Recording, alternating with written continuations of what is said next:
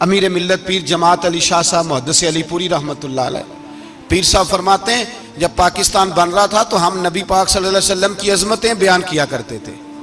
ہم کہتے تھے لوگوں پاکستان بنے گا تو اس میں نبی پاک کا نظام آئے گا, غریب امیر کا فرق مٹ جائے گا, اس میں کوئی برادری نہیں ہوگی, ایک برادری ہوگی جس کا نام مسلمان ہوگا, اس میں چھوٹا بڑا امیر غریب ایک ہی صف میں کھڑے ہو گئے محمود و ایاز, نہ کوئی بندہ رہا نہ کوئی بندہ نواز. یہ پاکستان ہوگا.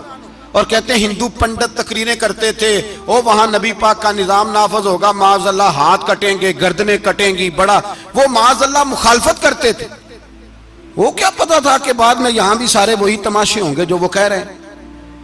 تو پیر صاحب کہتے ہیں کہ جگہ ہندوؤں کا جلسہ تھا, ہندوؤں کا پنڈت تقریر کر رہا تھا, وہاں سارے ہندو بیٹھے تھے.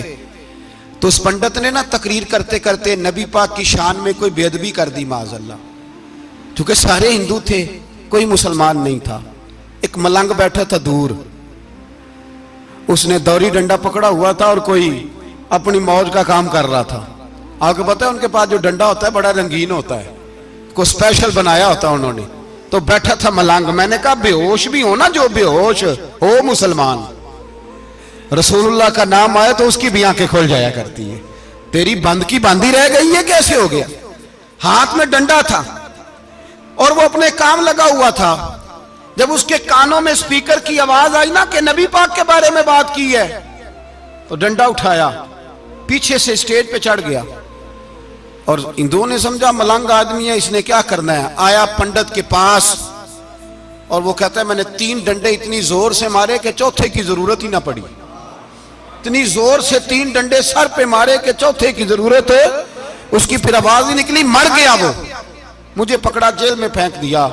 امیر ملت پیر جماعت علی شاہ صاحب کہتے ہیں میں امرتسر کی جیل میں ملنے گیا اور میں نے اس کے سامنے کھڑے ہو کے کہا, میں نے کہا بے لیا, نہ تو نماز پڑھے, نہ تو روزہ رکھے, نہ تو مسجد آئے, نہ تو کوئی اور کام کرے, اور اتنا بڑا تو نے کام کیا, گستاخ مار دیا. تو پیر صاحب کہتے ہیں وہ ملنگ اپنے پیروں پہ اٹھ کے کھڑا ہو گیا اور اس کی آنکھوں میں آنسو تھے اور میری طرف دیکھ کے کہنے لگا پیر جی میں نے لمیاں گلاں تے نہیں آندیاں, میں انپڑھ ہاں, چوکھا تے نے مینوں پتا گناہگار ہاں, بڑا گناہگار ہاں, بڑا گناہگار ہاں, بڑا گناہگار, بڑا گناہگار ہاں, پر قسم اللہ دی عزت دی میں گناہگار ہاں پر اپنے نبی دا غدار نہیں, گناہگار ہاں پر رسول اللہ دا غدار کوئی بات نہیں. اگر کوتاہیاں کرتا ہوں تو اب یہ تو نہیں نہ ہو سکتا کہ اونچی اور سچی سرکار کی کو میرے سامنے بے ادبی کر کے چلا جائے. یہ تینوں پتہ ہی نہیں لگا, تو کہتا خبر ہی نہیں ہوئی, کب ہو گیا پتہ ہی نہیں تھا. وضاحتیں دیتا پھرتا ہے. اور کچھ مولوی ملا جو دھبا ہے دین کے نام پہ وہ وضاحتیں دیتے پھرتے ہیں, کہتے ہیں مناظرے کر لو, شرم کرو. دین کے نام پر ووٹ مانگ کے اسمبلیوں میں جاتے ہو اور وہاں جا کے ان بے ایمانوں کی گودوں میں بیٹھ جاتے ہو, تمہیں حیا نہیں آتی. اور نبی پاک کی بات آئے تو پھر بھی تمہاری غیرت جوش نہیں مارتی, پھر بھی دلیلیں دیتے پھرتے ہو.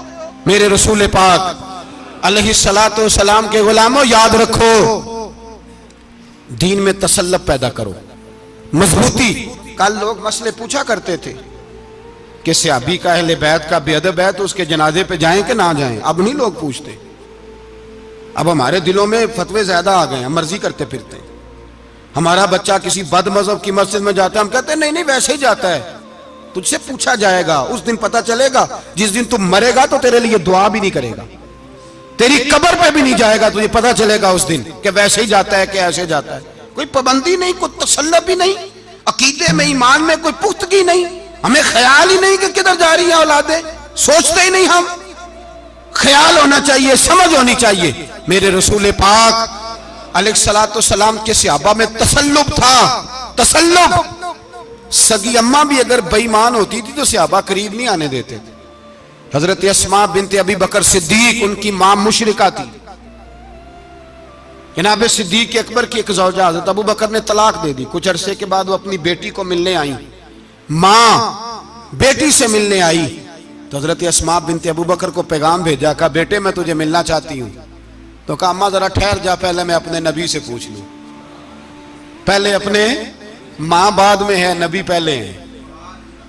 پہلے حضرت اسماء حضور کی بارگاہ میں گئی, یا رسول اللہ میری اماں ملنا چاہتی ہے, اور مشرکہ ہے. حکم کیا ہے؟ فرمایا تو ماں کی حیثیت سے مل سکتی ہے. انہوں نے تو سگے ماں باپ سے ناطے توڑ لیے، سگے رشتہ داروں سے، اور تو ان سے دوستیاں ختم نہیں کر سکتا، تیرا تعلق بھی نہیں، سارے اسی کو پکارتے ہیں، سارے ایک ہی ہیں۔ یہ تماشے کسی اور کو دکھانا، یہاں رسول اللہ کے غلام بستے ہیں۔ ہمارا عقیدہ بڑا پختہ ہے، بڑا پختہ، بڑے پختہ نظریات کے لوگ اللہ نے اس دھرتی کو عطا فرمائے، اس زمین نے بڑے کامل مومن پیدا کیے۔ بھائی یاد رکھو، رسول پاک علیہ السلام کے غلاموں میں اپنے دین کے لیے تسلط تھا، پختگی تھی، کفر سے بیزار رہتے تھے۔ اگر سب کو ایک میں ایک ہی کرنا تھا تو پھر اتنی لمبی چوڑی جدوجہد، امیر حمزہ کا کلیجہ نکل گیا، کان کٹ گئے، سب کچھ ہو گیا، اور آج تم ان شہیدوں کی لاشوں پہ کھڑے ہو کے کہتے ہو کہ یہ تو ایسے ہی کٹ گئے۔ مذاق ہے یہ؟ کوئی مذاق ہے؟ اصل بات بتاؤں آپ کو کیا ہے؟ دین مفت میں ملا ہے، اور جو شے مفت مل جاتی ہے اس کی قدر نہیں ہوتی قدر۔ دین نبی دا ایک ہی جانن دنیا دار کمینے، دین نبی دا جانن والے سونگے وچ مدینے۔ تجھے کیا پتا، تجھے کیا خبر اس دین کی؟ کوئی خبر ہی نہیں میرے رسول پاک کا پسینہ کتنا بہا ہے۔ کبھی تیرا پھیرا لگے تو احد کے پہاڑ سے جا کے پوچھنا نبی پاک کا خون کتنا بہا ہے۔ کبھی ٹائم ملے نا، ملک شام جا اور حضرت بلال کی قبر پہ کھڑے ہو کے پوچھ دین کتنا قیمتی ہے۔ اور پھر اس سے زیادہ بات پوچھنی ہو نا کبھی تو مدائن جا، حضرت سلمان فارسی کے مزار کے پاس ان سے پوچھ دین کی قیمت کتنی ہے۔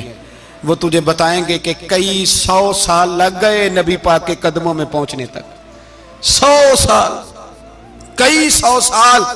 اور اگر پھر بھی تجھے تسلی نہ ہو تو جنت البقیع میں جا اور سیدہ طیبہ طاہرہ حضرت فاطمہ الزہرا سے پوچھ، ان سے پوچھ بی بی اس دین کی قدر کیا ہے۔ وہ تجھے بتائیں گی کہ جب دین کے چہرے پہ سرخ رنگ بھرنا تھا تو میں نے حسین کا خون دے کے بھرا ہے۔ وہ تجھے بتائیں گی کہ اس دین کو جب پینٹ کرنا تھا تو میں نے جناب علی اصغر کے بازوؤں کے ساتھ مصوری کی ہے۔ اس کو آسان سمجھ رکھا ہے لوگوں نے، آسان سمجھ رکھا ہے، کہا تم کٹ گئے۔ اور آج اٹھنے والا صوفی اور درویش کہتا ہے سارے ایک ہی ہیں، سارے اسی کو مانتے ہیں۔ جس سیاستدان کا دل کرتا ہے وہ جا کے مندروں میں پوجا کر آتا ہے، جس کا دل کرتا ہے وہ جا کے ہندوؤں کی ہولی اور دیوالی میں شریک ہو جاتا ہے۔ سب ایک ہی ہیں۔ اگر ایک ہی تھے تو حسین کا علی اصغر کیوں شہید ہوا؟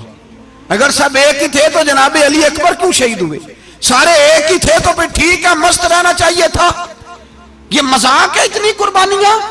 شرم ہی نہیں آتی بات کرتے ہوئے؟ جاگو اور اپنے دین کو سمجھو۔ میرے رسول پاک علیہ السلام نے جو دین دیا اس میں تسلب ہے، تسلب، کفر سے بیزاری۔ کتنی بیزاری؟ حضرت ام حبیبہ رضی اللہ تعالیٰ عنہ ام المومنین ہے، یہ ہماری اماں ہیں۔ ام، ماؤں کے نام تو بچوں کو آنے چاہیے نا، یہ مومنوں کی ماں ہیں، ابو سفیان کی بیٹی ہیں۔ حضرت ابو سفیان رضی اللہ تعالیٰ عنہ کی بیٹی نبی پاک کی زوجہ ہیں، جناب امیر معاویہ رضی اللہ تعالیٰ عنہ کی سگی بہن حضور کی زوجہ تھی، بہت بڑے امیر باپ کی بیٹی تھی۔ مدینے جب آئیں تو نبی پاک کے گھر میں غربت دیکھی، آزمائش دیکھی، کئی کئی دنوں کے فقر اختیاری کے جلوے دیکھے۔ ابو سفیان ایک مذاکرات کے سلسلے میں مدینے آئے اور کہتے ہیں میں نے سوچا سیدھا اپنی بیٹی کے گھر جاتا ہوں، تو کہتے ہیں میں حضرت ام حبیبہ کے صحن میں داخل ہوا تو چارپائی پہ بستر بچھا ہوا تھا، اور ام حبیبہ ایک سائیڈ پہ بیٹھ کر تو سوئی دھاگے کے ساتھ کوئی کام کر رہی تھی۔ ابو سفیان کہتے ہیں میری بیٹی کی نظر پڑی تو ام حبیبہ جلدی سے اٹھی، اٹھ کے بستر جو چارپائی پہ بچھا ہوا تھا وہ بستر اٹھایا، لپیٹا، اندر لے گئی۔ بعد میں باہر آئیں تو میں نے بیٹی کے سر پہ ہاتھ رکھا، میں نے کہا بیٹی میں سمجھ گیا ہوں، بستر پہ میری نظر پڑی ہے، لگتا ہے کئی سال پرانا ہے، پیوند بھی لگے ہوئے ہیں، تو اس لیے اندر رکھا ہی ہے کہ پرانے بستر پہ باپ کو بٹھاؤں گی، اس لیے رکھا ہی ہے۔ تو بیٹی امیر گھر سے آئے تو غریب گھر میں اس کی شکایتیں ختم نہیں ہوتی، پر دین کے ساتھ تسلب ام المومنین کا، پختگی اور کفر سے بیزاری۔ کہنے لگی ابا جی ابھی آپ کافر ہیں نا، تو آپ کی سوچ ابھی بدلی نہیں.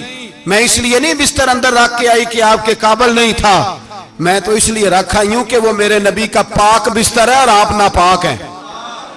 وہ پاک بستر ہے. انما المشرکون نجس, مشرک ناپاک ہوتا ہے.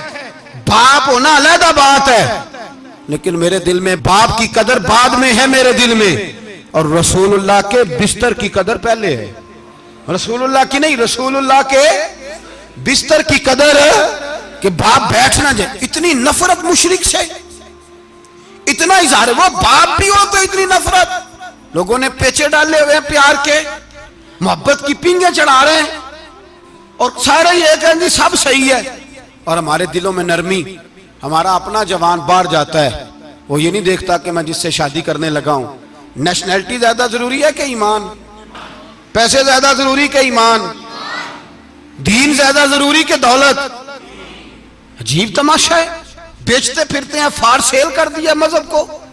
تسلب ہی نہیں, کوئی خیال ہی نہیں, توجہ ہی نہیں ہماری. میرے رسول پاک علیہ السلام کے صحابہ یوں چٹان تھے دین کے معاملے میں. اپنا پیارا بھی سامنے آتا تھا تو کافر سمجھ کے قتل کر دیتے, اس لیے کہ وہ سمجھتے تھے قوم مذہب سے ہے, مذہب جو نہیں تم بھی نہیں. اگر دین نہیں رہے گا تو کوئی شے باقی نہیں رہے. یاد رکھنا, اگر دین نہیں رہے گا. میرے حبیب پاک علیہ السلام کے غلاموں کا یہ حال تھا. احد کے اندر افواہ پھیل گئی کہ حضور شہید ہو گئے. حضرت انس بن مالک کے چچا تھے انس بن نضر رضی اللہ تعالیٰ عنہ. جب افواہ پھیلی نا حضور شہید ہو گئے تو جناب انس بن نضر اٹھے, تلوار پکڑی, صحابہ سے کہنے لگے یہاں کیوں بیٹھے ہو؟ کہا حضور شہید ہو گئے, ہم کیا کریں؟ فرمایا حضور شہید ہو گئے تو ہم زندہ رہ کے کیا کریں گے؟ یہاں کیوں بیٹھے ہو؟ ہمارا جینا بھی مصطفیٰ کے لیے, مرنا بھی مصطفیٰ کے لیے. اگر حضور علیہ السلام وصال کر گئے تو اٹھو, ان بے ایمانوں سے لڑتے ہیں جنہوں نے مصطفیٰ کو شہید کیا ہے, اٹھو.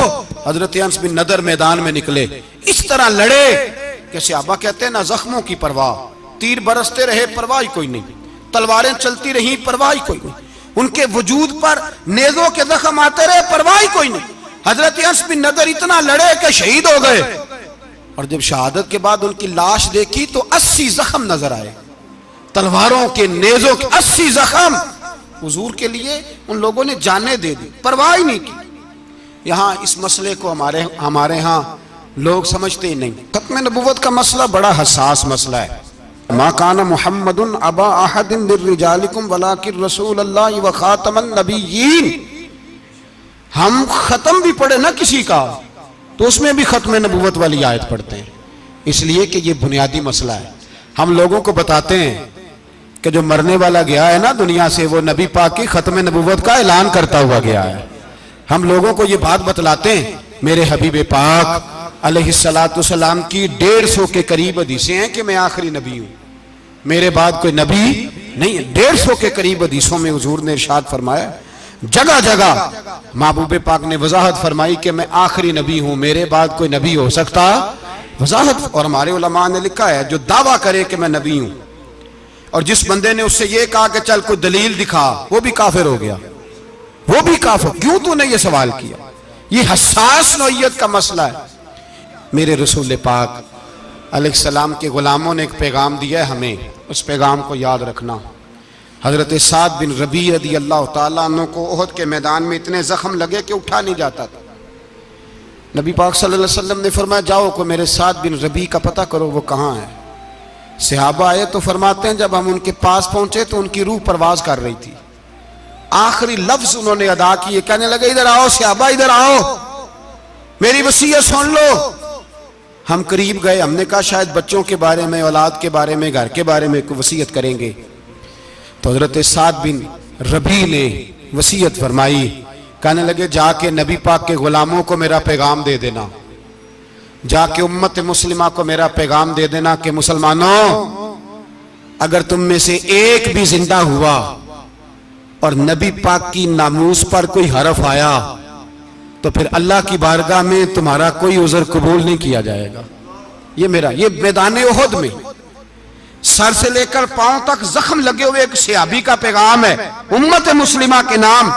حضرت سعد بن ربیع رضی اللہ تعالیٰ عنہ فرمانے لگے میں مرتے وقت مسلمانوں کو پیغام دے کے جا رہا ہوں کہ اگر حضور کی عزت پر، ناموس پر، نبی پاک صلی اللہ علیہ وسلم کی ذات پر ذرا سا بھی حرف آیا اور مسلمان زندہ ہوئے، اور پھر اگر وہ سمجھیں کہ ہمیں اللہ کی بارگاہ سے معافی مل جائے گی، تو یاد رکھنا رب ہر بات معاف کرے گا، اس بات میں تمہیں اللہ معافی، اس میں تمہیں یہ پیغام دیا سعد بن ربیع نے، اور امت کو سمجھایا کہ ہر بات میں کمپرومائز کر لینا، رسول اللہ کی ذات کے بارے میں کمپرومائز نہ کرنا۔ جب سے مرزائیوں کو ان سپر کافروں کو اقلیت قرار دیا گیا ہے، اس کے بعد کسی مرزائی کی عبادت گاہ جلائی ہے مسلمانوں نے؟ بولے کبھی کسی مرزائی کے ساتھ مسلمانوں نے کوئی ظلم کیا ہے بعد میں؟ ٹھیک ہے اپنی عبادت کر رہے ہیں جس طرح بھی کر رہے ہیں، باقی اقلیتیں بھی رہیں۔ کبھی دوبارہ علماء نے یہ تحریک چلائی ہے کہ انہیں پاکستان سے نکالو، یہ کیوں بستے ہیں یہاں؟ اقلیت ہے تو رہنے دو، جو بے ایمان ہے، کافر ہے، اسے گھسیٹ کے دین میں کیوں لاتے ہو جب وہ آنا نہیں چاہ رہا؟ انہوں نے اس کانے بے ایمان کو نبی مانا ہوا ہے، وہ اس کو پیغمبر مانتے ہیں، کبھی ذلی نبی مانتے ہیں، کبھی بروزی نبی مانتے ہیں، پوری دنیا میں نیٹ ورک بنایا ہوا ہے، ہر جگہ ڈنڈورا پیٹتے پھرتے ہیں۔ وہ کہتے ہیں خاتم النبیین کا معنی یہ ہے کہ نبی پاک تو مہرے لگانے آئے ہیں، بڑے نبی آ سکتے ہیں۔ ان کا عقیدہ یہ ہے کہ مرزا مستقل نبی نہیں تھا، وہ حضور کا سایہ بن کے آیا تھا۔ وہ معاذ اللہ جس نبی کا اللہ پاک نے ظاہری حیات میں سایہ نہیں بنایا، یہ کانا سایہ بنے گا نبی پاک کا؟ اس بے ایمان کو وہ اپنا پیشوا مانتے ہیں۔ چلو چھوڑو، جو کافر کو اپنا پیشوا مانے وہ بندہ صحیح ہوتا ہے؟ چلو نبی نام بھی مانے، پیشوا مانے، وہ صحیح ہوتا ہے؟ اتنے پکے بے ایمانوں اور کافروں کو تم لوگوں نے گنجائش دینے کے لیے صرف مغربی یہ جو بنانا چاہتے ہیں نا، یہ اپنے اوپر سے لیبل اتارنا چاہتے ہیں کہ نہیں جی نہیں، ہم تو سب کو لے کے، وہ تو کئی دفعہ کہہ چکے ہیں جی سارے اسی کو پکارتے ہیں۔ نہ، سارے اسی کو نہیں پکارتے، اس کو اگر صحیح پکارتے ہیں تو مسلمان پکارتے ہیں، باقی اس کو صحیح پکارتے کہ جھوٹ بولتے ہیں، ملاوٹ کرتے ہیں، شرک کرتے ہیں، کفر کرتے ہیں، اور اللہ کی بارگاہ میں کفر و شرک کی کوئی معافی۔ یہ دنیا کو بتانا چاہتے ہیں نہیں جی نہیں، ہم بڑے نرم ہیں، ہم بڑے ایسے ہیں۔ ہم کوئی نرم نہیں، کوئی نرم نہیں، ہم نرم ہیں رحماء بینہم۔ لیکن اگر عقیدوں کو چھیڑو گے، رسول اللہ کی عزت اور ناموس اور ختم نبوت کو چھیڑو گے، تو اقبال کہتے ہیں ہم بڑے نرم ہیں، اتنے نرم ہیں جیسے ریشم ہوتا ہے، ہو ہلکا ہے یاراں تو بریشم کی طرح نرم، اور رزم حق کو باطل ہو تو فولاد ہے مومن۔ پھر ہم نرم نہیں، پھر ہمارے اندر بڑی سختی ہے، بڑی سختی۔ حضرت ابوبکر صدیق سب سے زیادہ نرم تھے، پر ختم نبوت کا معاملہ آیا تو سب سے زیادہ سخت حضرت ابوبکر صدیق ثابت ہوئے، سب سے زیادہ۔ ہم بڑے سخت ہیں، بڑے سخت۔ چیک نہ کیا کرو مسلمانوں کے ایمان کو، ٹٹولا نہ کرو۔ میری آپ سے بھی اپیل ہے کہ ایسے ہی کو بندہ اگر آپ کے گھر آ جائے نا اور آ کے کہے میں فلاں صاحب ہوں، تو روب میں نہ آیا کرو، اس سے پہلے پوچھا کرو یوں تو سید بھی ہو، مرزا بھی ہو، افغان بھی ہو، تم سبھی کچھ ہو، بتاؤ کہ مسلمان بھی ہو۔ بس کر دیں، اب بس کر دیں، ان لوگوں کے ہاتھ مضبوط کر دیں جو ہاتھ بڑھاتے ہیں تو نبی پاک کی ختم نبوت پہ ہی ڈال لیتے، ان کے ہاتھ مضبوط کرنے بند کرو، بند کرو ان ظالموں کے ہاتھ مضبوط کرنے۔ حضور آخری نبی ہیں، بولیے نبی پاک، سارے بولیے حضور۔ حضور کے بعد جو کسی اور کو نبی مانے وہ کل بھی کافر تھا، آج بھی، قیامت تک وہ، جو اس کے کفر میں شک کرے وہ بھی، جو مرزائی قادیانی کے کفر میں شک کرے وہ بھی کافر ہے۔ مر جائے تو مسلمانوں کے اس قبرستان میں اس کا دفن ہونا جائز ہے، مسلمان کا اس کے لیے تعزیت کرنا جائز ہے، مسلمان کا اس کے دل، اس کے حق میں نرمی پیدا کرنا جائز ہے نہیں، مسلمان کا اس شخص کے بارے میں کسی قسم کی گنجائش دینا جائز ہے۔ کل بھی کافر تھے، آج بھی کافر ہیں، قیامت تک کافر رہیں گے۔ مسلمان وہ رہے گا جو کہے گا کہ نبی کی ہر شان کو ہم مانتے ہیں، حضور خاتم النبیین ہے، زبان سے اقرار کرتے ہیں اور دل سے اس پر ایمان لاتے ہیں، وہ بندہ مسلمان رہے گا۔ ہم حکومتوں کو سمجھاتے ہیں اپنی قبریں خراب نہ کرو، اپنی آخرت تباہ نہ کرو، نہ بات تھوڑا سا وقت ہے، تمہارے باپ دادا مر گئے، ان کا نام بھی کوئی نہیں لیتا، تم بھی دنیا سے جاؤ گے، خدا را ہم تمہیں سمجھاتے ہیں ہم درد مندانہ اپیل کرتے ہیں اپنی آخرت بچاؤ. یہ اسمبلیاں چند روزہ، یہ حکومتیں چند روزہ. ادھر جا کے دیکھ لو شدرے میں وقت کا بادشاہ لیٹا ہے لیکن کوئی نہیں جاتا. بادشاہ تھا، اٹھتا تھا تو دنیا اٹھتی تھی، بیٹھتا تھا تو دنیا بیٹھ جاتی تھی. آج ہمارے بہت سارے نوجوانوں کو پتہ نہیں کہ اس کسی بادشاہ کی قبر بھی ہے. بہت بڑا مقبرہ بنا، بڑی سیرگاہ بنی ہے، پر کوئی جاتا نہیں. چند قدم راوی کراس کر کے دیکھ لو داتا علی اجمیری لیٹے ہوئے. ایک دن کے لیے بھی چھوٹی سی اسمبلی کے ممبر بھی نہیں بنے. میراں نہ امیراں دے دیوے بلدے نہیں صدا فقیراں دے. نہ وہ والی حکومت کرو جس کے بعد تمہاری فاتحہ بھی کوئی نہ پڑھے. اور جا جا کے دیکھ لے داتا صاحب کی قبر کے چاروں جانب پھٹیاں لگی ہوئی ہیں. سارا دن ساری رات اللہ کا قرآن پڑھا جاتا ہے، دن رات وہاں درود پڑھے جاتے ہیں، ان کو اصالِ ثواب کیا جاتا ہے. یہ والی زندگی جی، واپس آ جا، نہ اپنی آخرت خراب کر. بچ جا، وقت کی حکمران لوٹ آ، رسول اللہ کے قدموں میں بیٹھو، اعلان کرو، بغاوت کرو نبی پاک کے دشمنوں کے خلاف، اور حضور کے سچے غلام بن کے جیو. اگر سچے غلام بنو گے تو حضرت عمر بن عبدالعزیز کی طرح تمہارے تذکرے ممبروں پہ رہیں گے. اور اگر غداری کرو گے، غداری، تو یزید کی طرح تمہاری اپنی اولادیں بھی تمہارا نام نہیں لیں گی، اپنی اولادیں بھی تمہارے تذکرے چھوڑ جائیں گی. یاد رکھنا اللہ کی لاٹھی بڑی بے آواز ہے. کل من علیہ فان، فنا کر دیتا ہے ہر چیز کو. دعا ہے اللہ ہمیں سمجھنے کی توفیق عطا فرمائے.